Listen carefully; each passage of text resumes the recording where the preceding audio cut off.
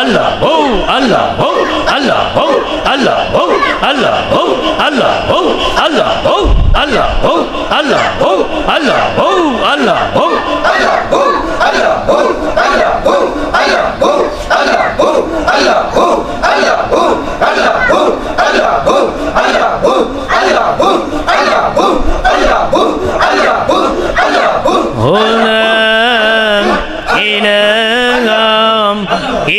আল্লাহ মুহাম্মাদুর রাসূলুল্লাহ সাল্লাল্লাহু আলাইহি ওয়াসাল্লাম। খামোশ হয়ে যাও। আল্লাহুম্মা সাল্লি